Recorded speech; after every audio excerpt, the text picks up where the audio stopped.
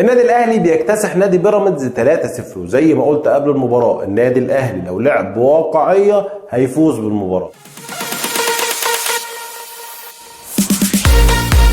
صلى على رسول الله عليه الصلاه والسلام ونبتدي في كلامنا على طول. زي ما قلت قبل مباراه النادي الاهلي ان النادي الاهلي عليه او كولر المدير الفني للنادي الاهلي كل اللي عليه في المباراه ان هو يلعب بواقعيه، وضربت مثل بخطه كان بيعملها موسيماني قبل كده مع النادي الاهلي، ان هو كان بيلاعب حمدي فتحي ليبرو متقدم بعد اصابه بدر بنون وبعد اصابه اكرم توفيق، ودي الواقعيه. فكره ان انا عندي مشكله في الخط الدفاعي فمش هقدر اتقدم بشكل كبير، فبلعب على قد امكانياتي. اي نادي وده اللي انا قلته قبل كده، فكره اللعب بواقعيه هي فعلا اللي بتخدم فريق، لكن وبتخدم الفريق في المباراه الفاصله. مباراه نادي بيراميدز بالنسبه للنادي الاهلي في التوقيت ده كانت مباراه فاصله، لان المباراه جايه بعد تعادلين او نتائج سيئة متكررة، جه بعد مشاكل كبيرة جدا او مشاكل قديمة كبيرة جدا ما بين النادي الاهلي ونادي بيراميدز، فجمهور الاهلي مش هيقبل الخسارة من بيراميدز بالذات. كل دي بتخلي او بيخلي مباراة بيراميدز مباراة بالنسبة للنادي الاهلي زي ما بقول مباراة فاصلة. ففكرة ان انت تفوز بيها افضل بكتير جدا من ان انت تفكر في لعب جمالي او الجماهير تطلب بلعب جمالي. والفكرة دي انا مصر عليها ودايما بذكرها، لاني بشوف ان اغلب جماهير النادي الاهلي ونادي الزمالك دلوقتي بتطالب باللعب الجماعي. يا جماعة والله في السنين الاخيرة ما في حد او ما في مدرب نفع في مصر سواء مع منتخب او مع اهلي او مع زمالك غير اللي بيلعب بواقعية. فريرا لما جه مع نادي الزمالك وبقى بيلعب بثلاثة في خط الدفاع قدر ان هو يفوز بيهم بالدوري، غير كده ما كانش هيقدر يعمل حاجة. فاحنا ما عندناش دلوقتي الامكانيات وما عندناش اللعيبه، ما عندناش ابو تريكه ولا بركات ولا حازم امام ولا ما عندناش ولا شيكابالا، ما عندناش الناس دي خلاص عشان نقدر نقدم بيهم كره جماليه. فلازم ان انت ترتضي وتلعب على قد امكانياتك وتوجه بقى ادارتك فكره الصفقات الاجنبيه هي اللي ممكن تفيدك بقى في الشكل الجمالي او في فكره اللعب الجمالي. خلونا بس نرجع لمباراتنا.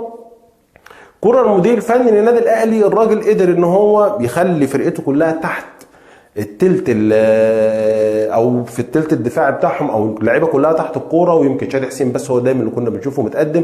الفكره كمان في بدايه كريم فؤاد ناحيه محمد هاني، الاثنين كانوا بيساعدوا بعض بشكل كبير جدا، الاثنين بينطلقوا مع بعض فبيشكلوا الضغط على الباك الشمال، الاثنين بيتراجعوا مع بعض فبيقدروا يقفلوا الجبهه اليمين كويس جدا. شفنا سافيو نفسه بيرجع، شفنا قفشه كمان بيرجع هو على الدايره من الداخليه للنادي الاهلي، والسوليه وديانج هم اللي متاخرين. فلا النادي الاهلي قدر ينظم نفسه دفاعيا بشكل كويس جدا وقدر يلعب بواقعيه زي ما قلت. لان هعيد عليكم تاني، نادي بيراميدز هو معاه اكبر يعني افضل او اكبر تيم متكامل هو نادي بيراميدز، معاه فريق في الملعب وفرقتين على الدكه. ففكره ان انت لازم زي ما بقول كده تلعبوا بواقعيه. وفكره كمان ان اللي بيمتلك الكوره اكتر بشكل سلبي بيكون اخطائه اكتر.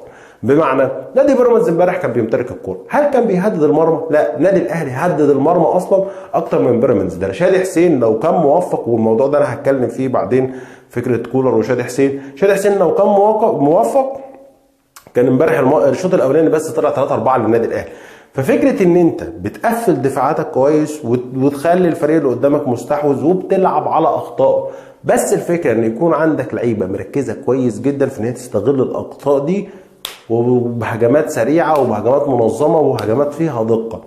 النادي الاهلي عمل كده امبارح يعني، وهقول لكم ليه.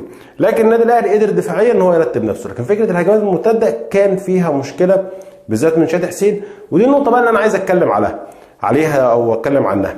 فكره دلوقتي انت شايف ان كولر اخطا في حق شادي حسين لما طلع او اتكلم عنه، او فكره قال ان مهاجمين النادي الاهلي مش بالجوده الكبيره.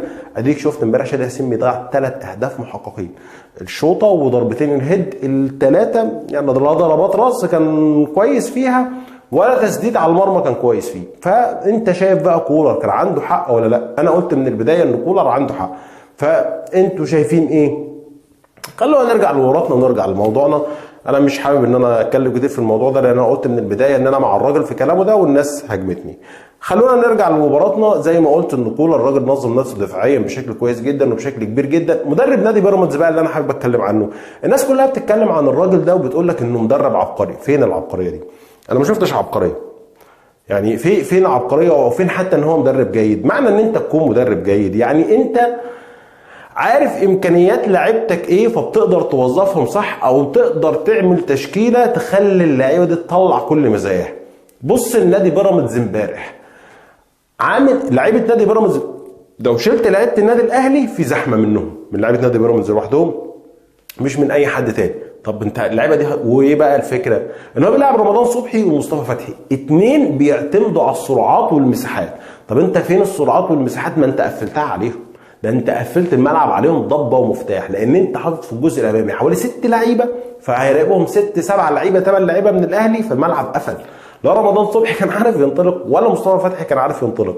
المشكله بقى الناس بتهرب من ده وتقول لك ايه، لا ده بيقدم كره جماليه. فين يا عم الكره الجماليه؟ انا عايز حد يشاور لي يقول لي فين الكره الجماليه اللي هو بيقدمها.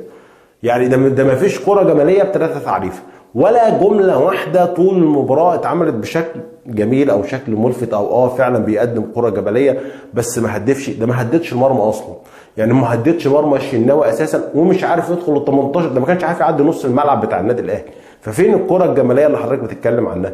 فيا جدعان ما تتعبوناش بالله عليكم، مش كل واحد اقرع تقولوا لنا عليه عبقري. فبصوا يا جماعه شويه لشغل المدربين. ده مدرب ما فيش، مش معنى ان انا انزل لك والله 20 30 لاعب في الخط الهجومي معناه كده ان انا بقدم كره حلوه، لا معنى كده ان انا راجل مغفل، ان انا راجل مش عارف امكانيات لعيبتي ومش عارف اوظف لعيبتي وقاعد برمي في لعيبه وخلاص. لا فكروا شويه يا جماعه وشوفوا الناس دي، يعني فكر المدربين، واستمتعوا بالكوره وشوفوا المدربين فعلا بيفكروا صح ولا لا. في النهايه اتمنى يكون شرح المباراه عجبكم، مش حابب ان انا اطول عليكم، واتمنى ان انتم تشاركوني رايكم في التعليقات، وتحبوا ايه نقدمه جديد هنا على الصفحه.